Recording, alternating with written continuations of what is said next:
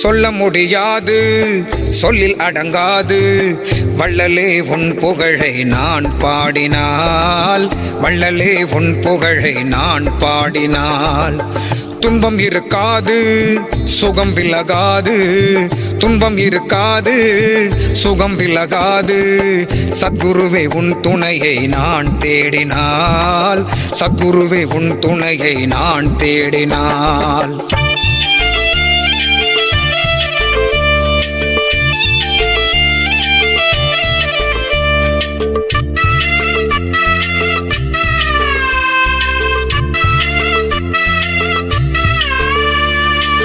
அண்டத்தின் அதிபதி நீ முண்டாசு காட்டுது, ஆதிசேடன் உன் கழுத்தில் துண்டாக ஆடுது. அண்டத்தின் அதிபதி நீ முண்டாசு காட்டுது, ஆதிசேடன் உன் கழுத்தில் துண்டாக ஆடுது. சூரியனும் சந்திரனும் உன் கண்ணில் ஜொலிக்குது, சூரியனும் சந்திரனும் உன் கண்ணில் ஜொலிக்குது. இடி போன்ற உன் குரலே எங்கள் வீணை எல்லாம் விரட்டுது. சொல்ல முடியாது சொல்லில் அடங்காது வள்ளலே உன் புகழை நான் பாடினால், வள்ளலே உன் புகழை நான் பாடினால்.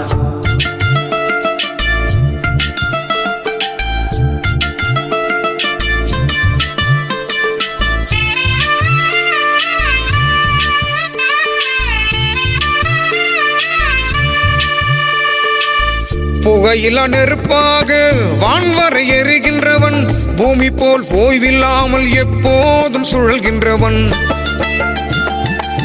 புகையில நெருப்பாக வான்வரை எரிகின்றவன், பூமி போல் ஓய்வில்லாமல் எப்போதும் சுழல்கின்றவன். ஆளுக்கொரு வேஷமிட்டு அன்பு வலை விரிக்கின்றவன், ஆளுக்கொரு வேஷமிட்டு அன்பு வலை விரிக்கின்றவன். அருள் சுகம் தினம் தந்து அன்பர்களை காக்கின்றவன்.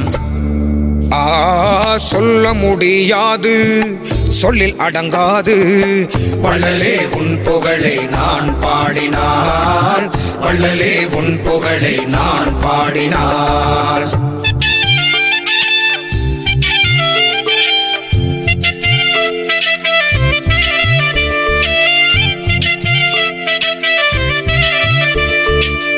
ஆகாய விளக்கொளியில் அன்னதானம் செய்பவன் நீ, அன்னத்துக்குள் அறிவை வைத்து அழகாக கொடுப்பவன் நீ.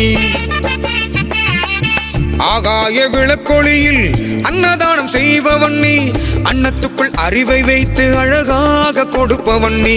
வந்தவர் குறை தீர்க்க வானத்தையும் வளைப்பவன் நீ, வந்தவர் குறை தீர்க்க வானத்தையும் வளைப்பவன் நீ. தாய் தந்தை போல நின்று என்னாலும் காப்பவன் நீ. சொல்ல முடியாது சொல்லில் அடங்காது வள்ளலே உன் புகழை நான் பாடினால், வள்ளலே உன் புகழை நான் பாடினால்.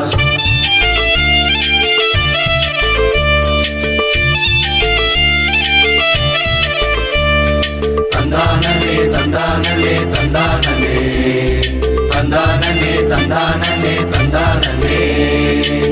வருந்தி வருவோர்க்கு அருள்மழை பொழிகின்றவன், வழிகின்ற கண்ணீரை அன்பாலே துடைக்கின்றவன்.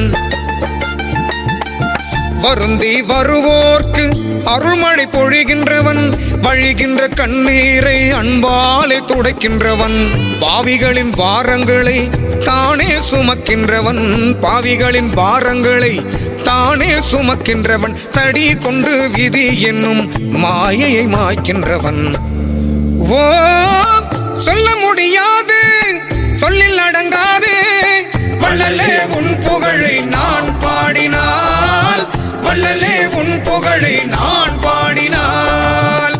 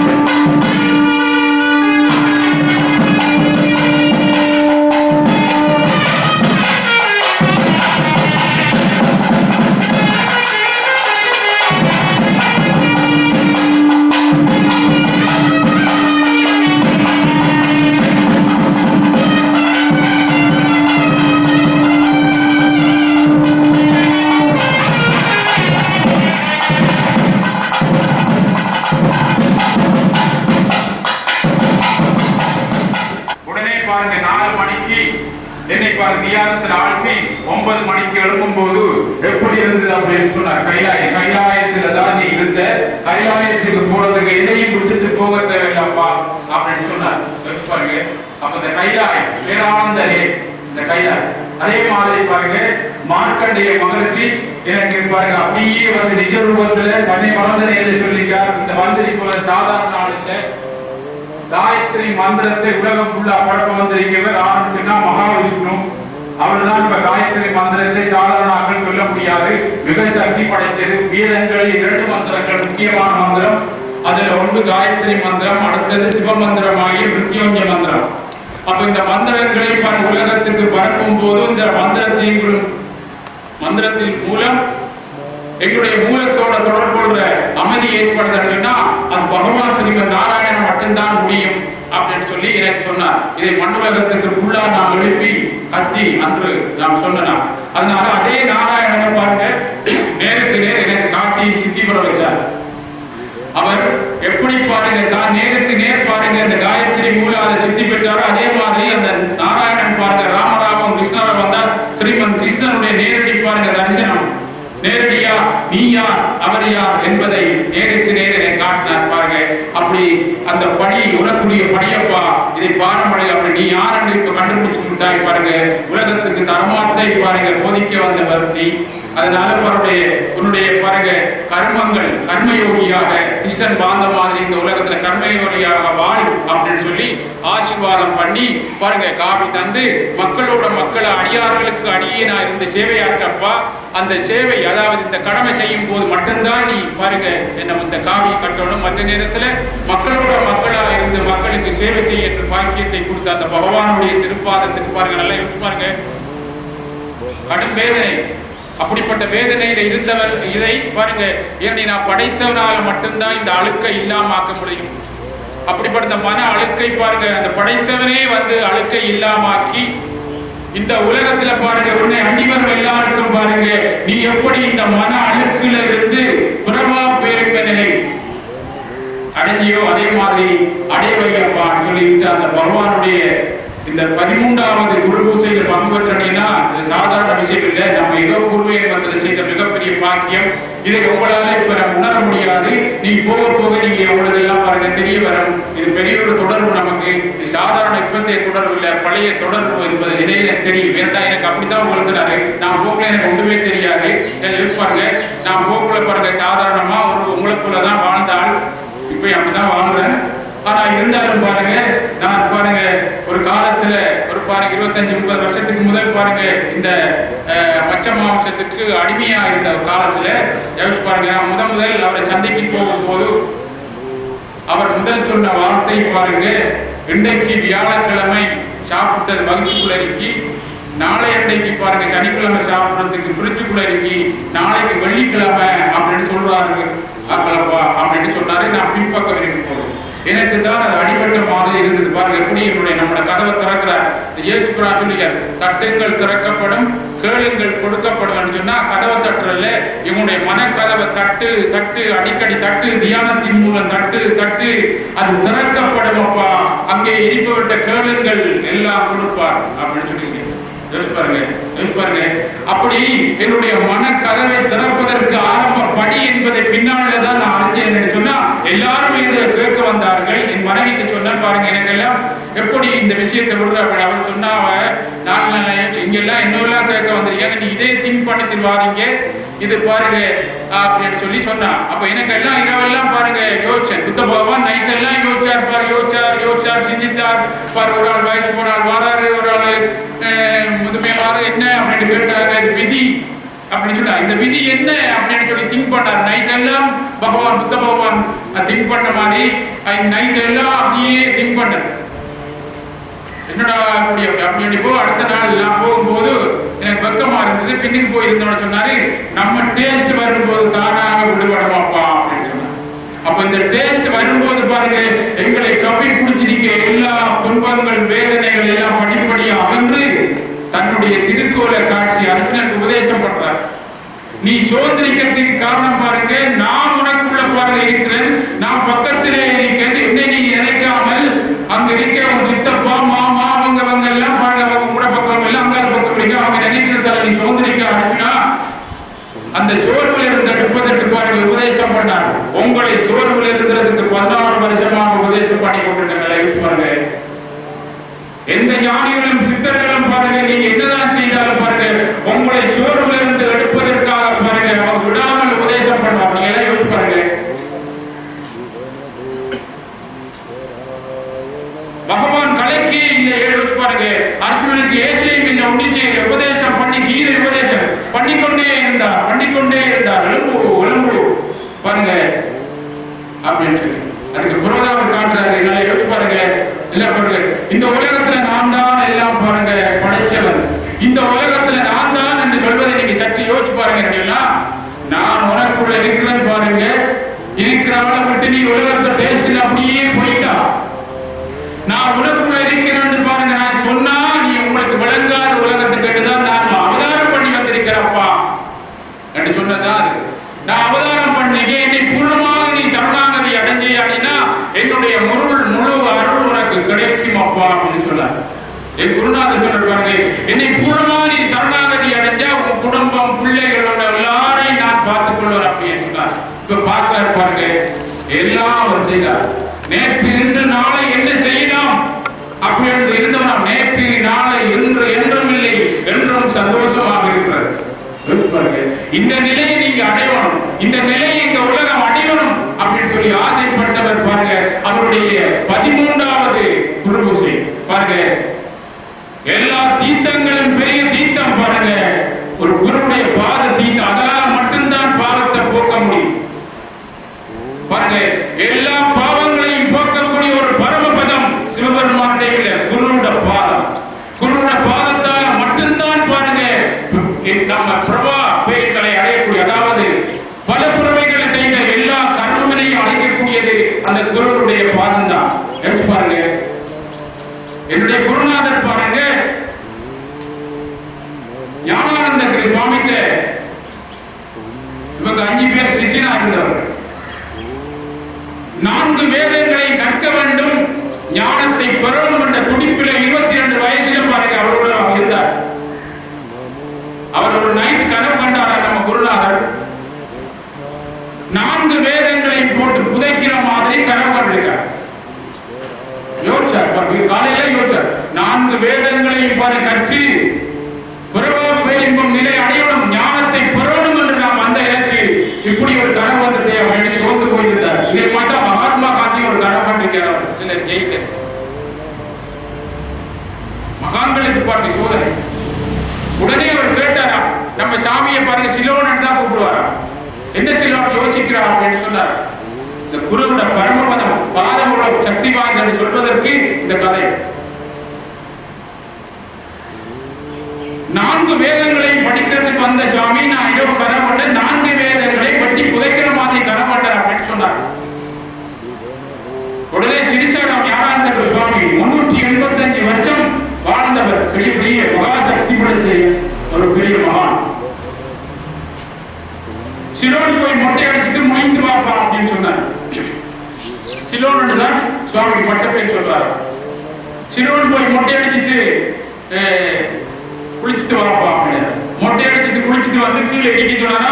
ஞானானந்த சுவாமி இருக்கிற கதிரையை விட பெருசி அப்படியே தூக்கி பாருங்க. தன்னுடைய காலை இந்த தலையில 2 காலை அப்படி அமர்த்தி பிடிச்சாராம். சுவாமி விவேகானந்தருக்கு கையை வச்ச மாதிரி. உடனே பாருங்க அப்படியே இருந்து தன்னிலை மறந்து 14 லோகம், எல்லா லோகத்திலும் எல்லா ஞானம் சகல 4 வேதங்கள் எல்லாத்தையும் அப்படியே கிடைச்சு பாருங்க. குரு எப்படி புத்தக படிப்பு பாருங்க. 8 சுரக்கா 50 சிலோன் அப்படின்னு சொன்னார். அப்படிப்பட்ட பெரிய பெரிய மகான்கள் பாருங்க. சுவாமி சிவானந்தர் ஒருத்தர் ராமபுரானுடைய நேரடி தரிசனம் பெற்றவர். மகாவிஷ்ணு நேரடி தரிசனம் ராமராமம் கிருஷ்ணாகம் வாழ்ந்தவர். அவர்தான் ராமன் கிருஷ்ணர். அப்படிப்பட்ட பகவானுக்கு நாங்க பெரிய பெரிய பாக்கியம் எல்லாருக்கும் கிடைக்காத யோசிச்சு பாருங்க. எத்தனையோ பேர் பாருங்க கடன் தவம் ஏற்றார்கள். பகவான் ஒரு குருவை, ஒரு பகவானை உலகத்துக்கு வழிகாட்ட வந்த பாருங்க அந்த மகா பிரபுவை சந்திப்பதற்கு எங்களுக்கு எவ்வளவு பெரிய பாக்கியம் கிடைச்சிருக்கீங்க. யோசிச்சு பாருங்க. நீங்க எல்லாம் யோசிக்க கூடாது. ஒரு சிலையை ஒரு கண்ணாடியில இருந்து செய்யணும். நீங்க எல்லாம் பாருங்க நாளை நீங்க வீடு போய் சேரும் போது நல்லா யோசிச்சு பாருங்க, அருள் பிரசாதத்தோட போவீங்க. சும்மா ஒரு வெறுங்கையோட அனுப்பவே மாட்டார். நீங்க எல்லாம் யோசிச்சு பார்த்திருக்கீங்க. அப்புறம் 6 மாதம் நாங்க இப்படி நாம பாருங்க வெளியே வராம ஒரு கொடிய நோய் வராம உலகத்துல நாங்கள் அப்படின்னு நீங்க நினைச்சு பாத்தீங்களா? இந்த கொடிய நோயில இருந்து நாங்கள் தப்பு நினைச்சு பார்த்தோமா? யாரு இதெல்லாம் செய்யறாங்க? நல்லா யோசிச்சு பாருங்க, சிந்திச்சு பாருங்க. இப்படிப்பட்டவர்களை பூர்ண சரணாகதி யோசிச்சு பாருங்க. அர்ஜுனன் சொன்ன மாதிரி சொன்னார், என்னை பூர்ணமா நீ சரணாகதி அடைந்தால் உன்னுடைய எல்லா கர்மங்களையும் நான் ஆற்றுவனப்பா அப்படின்னு சொல்லி ஆற்ற எல்லாம் நடக்குது. நல்லா யோசிச்சு பாருங்க. நான் உனக்குள்ளதான் இருக்கிறேன், உனக்குள்ள இருக்கிற உனக்கு தெரியாதனால தான் இந்த மக்கள் வேதனைப்படும் போது நானே பாருங்க இந்த பாருங்க மாயை உடம்படுத்தபடி ஒரு குருவா வந்து உபதேசம் பண்றேன். என்னை பூர்ணமா சரணாகதி அடைஞ்சி நான் சொல்வதை கேளு அப்படின்னு சொல்லி அந்த சோர்வு நீங்க காட்டி உபதேசம் பண்ணார் பகவான்.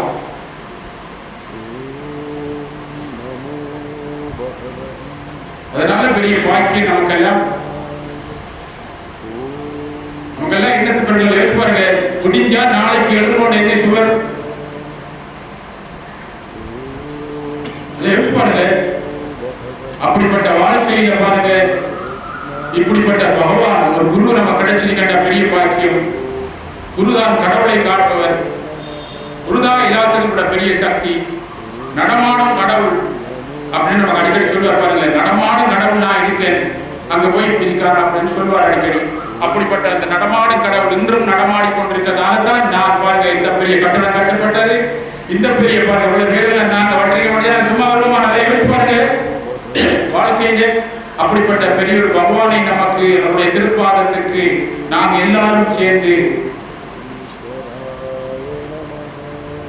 நம்ம கரங்களால அபிஷேகம் செய்வதற்கு பெரிய பாக்கியம் கிடைச்சது.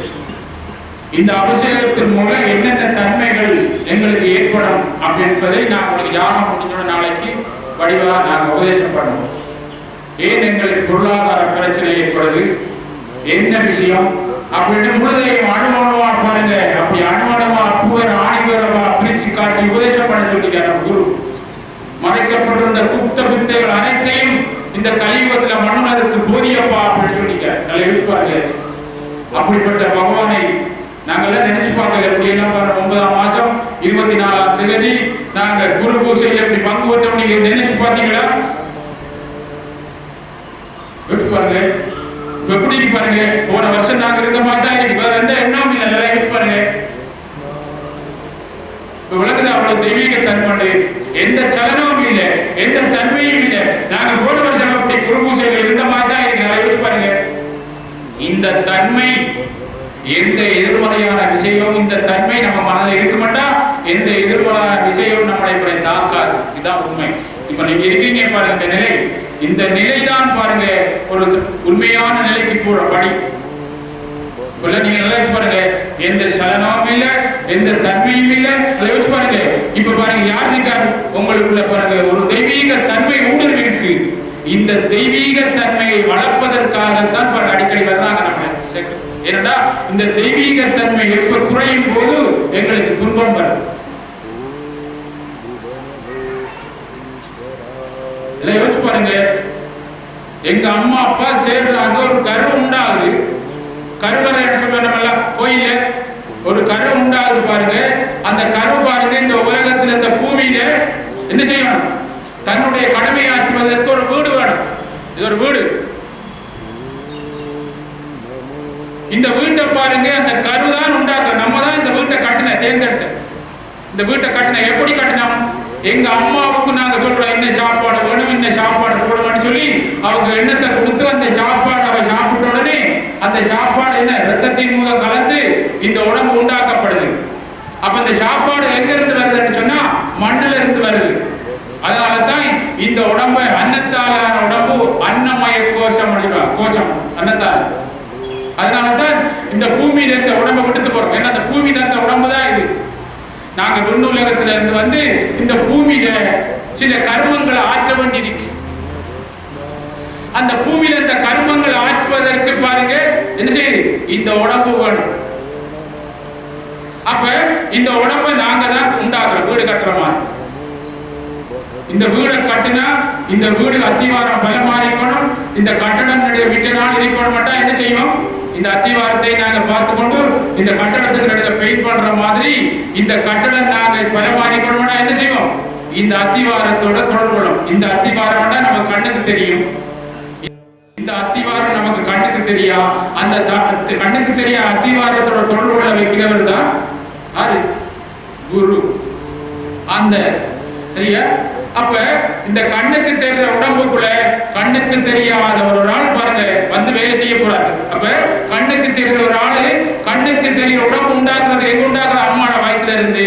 கண்ணுக்கு தெரிகிற பூமியில கண்ணுக்கு தெரியாத ஆள் வந்து ஒரு கடமை உண்டா ஆற்ற போறாரு. அப்ப இந்த உருவத்தை படைக்கணும்னா இந்த பூமியில இருந்து தான் அவர் சாப்பாடெல்லாம் அம்மாவுக்கு மூலம் எண்ணத்தை கொடுத்து அது மூலம் சாப்பாடு எடுக்கிறார். சின்ன உதாரணம். அப்ப இந்த பூமியில வந்தவர் கடமையாற்றும் போது அவருக்கு வர கஷ்டங்கள், வேதனைகள், வருத்தங்களை ஏன் அவரால் பாருங்க இல்லாமக்கிறார்? அடுத்த கேள்வி தான் இந்த உலகத்துக்கு வாரத்துக்கு இந்த வீட்டை கட்டினவருக்கு இந்த வீட்டுக்கு வர நோய், துன்பம், வறுமைகளை ஏன் இல்லாமக்கிறார்? என்ன சொல்லுங்க? அங்க வீட்டை கட்டக்குள்ள அவர் தான் பேசினாரு, அவரை சொல்ல கேட்டுதான் அம்மா சாப்பிட்டாவோ, அவரை சொல்ல கேட்டுதான் சாப்பிடலாம் போய், அதனால சரியா இந்த வீட்டை கட்டினார். இந்த வீட்டை கட்டும் போது பாருங்க 10 மாதத்துக்குள்ள இந்த வீட்டை கட்டும் போது அம்மாவுக்கு வேற யோசனைகள் வந்து அவர் கேட்கக்குள்ள அந்த சாப்பாடை சாப்பிட்டாடி அறகுறை வருவன் தானே பிள்ளைய பாருங்க வரகுறை. அப்பதான் சொல்றாங்க ஊராக என்ன இவ பாவம் செய்திருக்கா அப்படின்னு.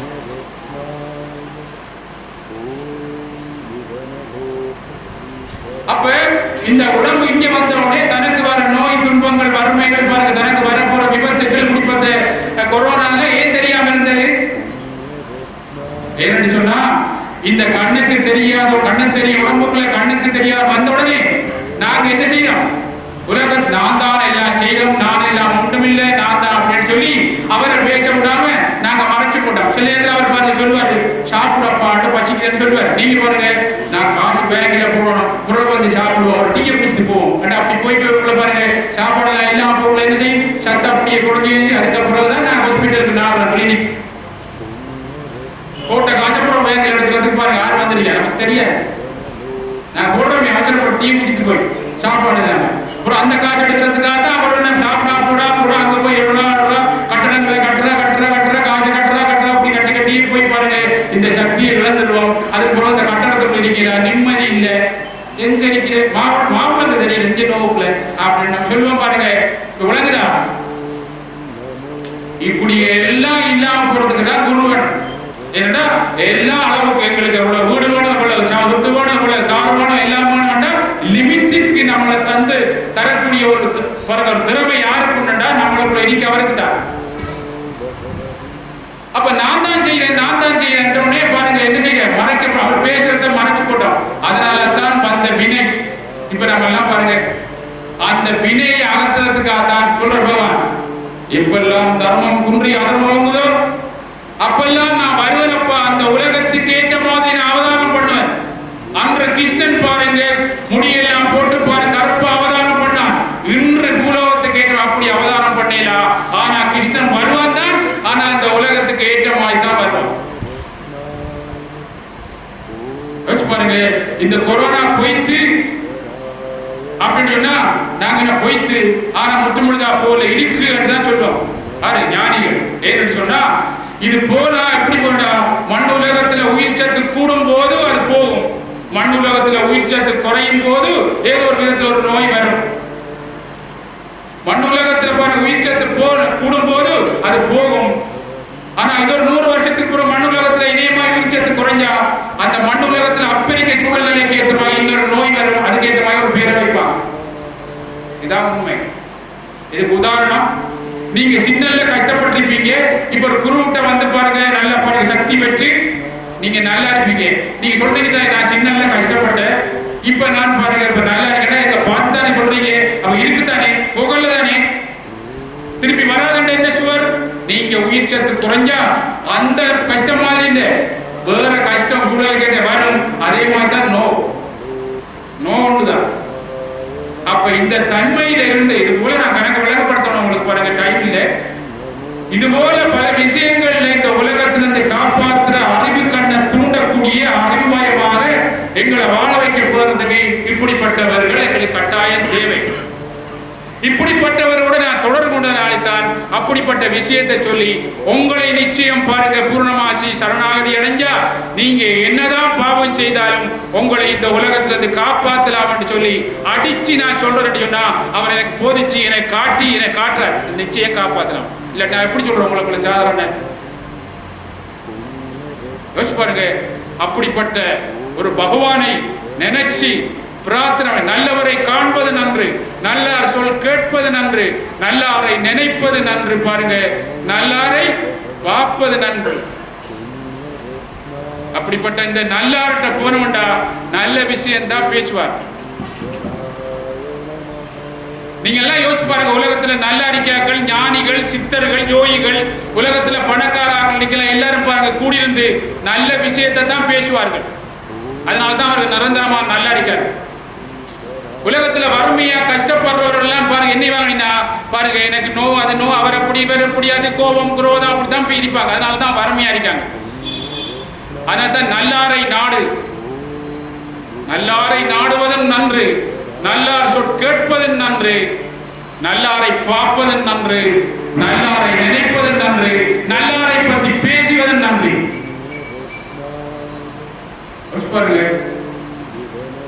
அதனால நல்லாரை நாடுவதற்கு நீ பின்னால் இல்ல நல்லத்தை செய்திருக்கோம்.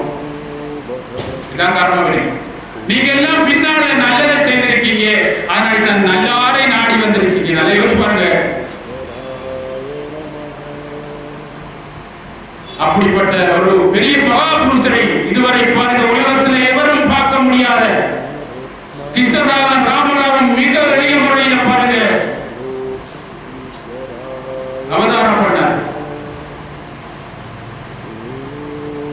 மிக மிக எளிமைய முறை, எந்த இதுவும் இல்லை பாருங்க. எங்களுக்கு என்ன கொஞ்சம் கோபம் வர மாணவர் கொஞ்சமும் வராது. அப்படிப்பட்ட அவதாரம் சிரிச்சுட்டே இருப்பார் பாருங்க.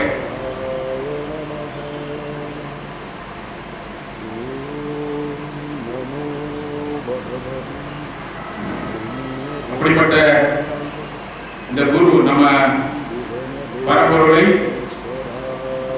அணிந்து அணிந்து மாணவரால் புறப்பது அணிந்து அதிலும் அணிந்து பூர்க்குள் செல்வோடு கோடு நிறங்கி புறப்பது அதிலும் அணிந்து பாருங்க. இப்படிப்பட்ட மகான்களை பாருங்க காண்பது, மகான்கள் தரிசனம் தான் பாருங்க பாவ விமோசனம்.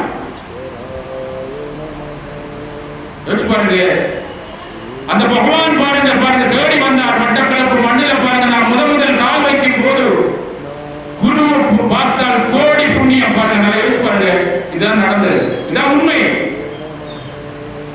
மகான்களை பார்ப்பது பாவ விமோசனம் என்பதை பாருங்க காட்டிட்டார்.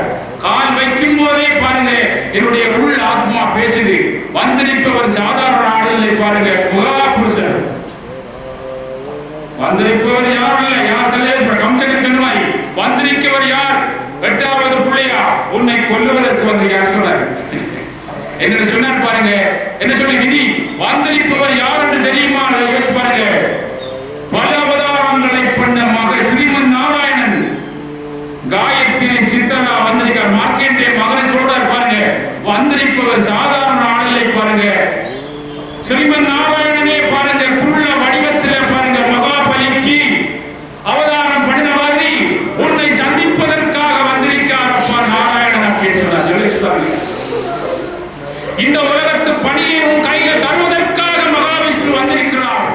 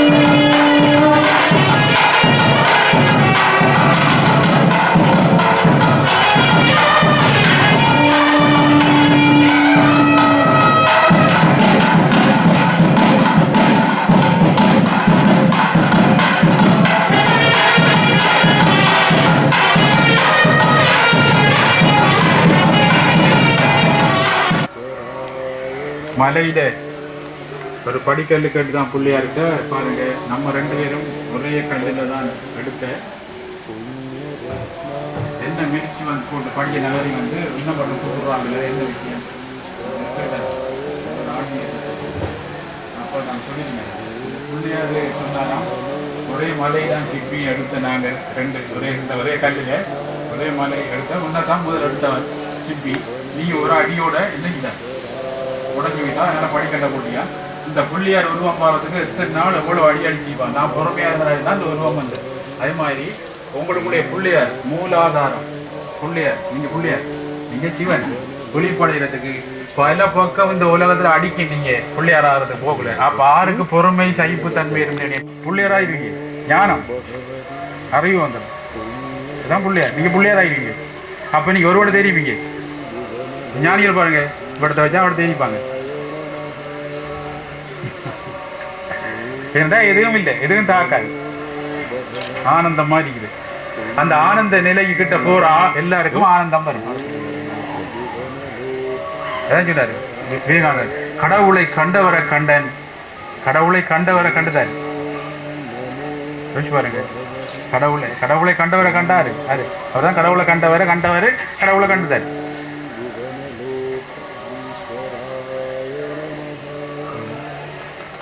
அப்ப நல்ல விஷயங்கள். அதனால தான் அவங்க நல்லா இருக்காங்க. இந்த வேலைகள் கஷ்டங்கள் வேதனைப்படுறாங்கலாம் இதெல்லாம் பாருங்க. எல்லாரும் கஷ்டம் வேதனை சிக்கல் அது இது நடுக்காக தான் காய்ச்சி கொண்டிப்பா இல்லாட்டி சண்டை பிடிச்சி கொண்டு அப்படிலாம் அரிப்பாங்க. அதனால தான் கஷ்டமா இருக்காங்க. நீங்கள் பாருங்க, நீங்கள் இப்போ இந்த நிலைக்கு வந்தால் பாருங்க அப்படி சாய்க்கக்குள்ள அங்கே போவோம். அங்கே போனால் அப்புறம் சிக்கல் நம்ம வேலையாக ஒழிஞ்சு வந்துடும். பிரான்ஸ் இந்த சுவிஸில் அவர் சொன்னார், நம்மளோட ஒரு பையன் இருக்காரு கனகாலமாக. அங்கே எங்கண்டான சந்தோஷமான இடம் இருந்தால் தானே போய் விசாரிப்பாங்க. சந்தோஷம் துக்கமான இடத்துக்கு அது இவன் போக மாட்டாங்க. அதனால தான் பிரான்ஸ் அவ்வளோ பணக்காரனாக இருக்குது, சுவிஸில் பணக்காரனாக இருக்காங்க. நம்ம எல்லாம் பாருங்கள் சந்தோஷமான இடத்த இங்கே பாருங்கள் கொஞ்சம் பேர் தான் வந்துருக்கீங்க. இங்கே வந்து போனால் என்னையும் நீங்கள் என்னையும் பெரிய பணக்காரனாக இருக்கீங்க. அப்படி நாங்கள் நல்ல விஷயத்துக்கு போகக்குள்ள எங்களுக்கு நல்லவர்கள் வந்து சொல்லுவாங்க. இப்போ நீங்கள் எல்லாம் பாருங்கள் ஆரோ ஒரு ஆள் சொல்லி எங்களுக்கு கஷ்டம் வருதுன்னு சொல்லி ஆரோ ஒரு ஆள் இது பண்ணி தான் நீங்கள் வந்திருப்பீங்க. ஏனெண்டா உங்களுக்குள்ள பூர்வ என்பதில் நல்லது கூட இருந்ததால் நீங்கள் கஷ்டப்படக்குள்ள ஒரு இங்கே வாரத்துக்கு ஆரோண்டா சொல்லியிருப்பாங்க. நீங்கள் பாருங்க அதான் நீங்கள் செய்த நல்லது. சும்மா வந்திருக்க மாட்டீங்க. புண்ணிய ரத்னாய ஓம் புவனலோக ஈஸ்வராய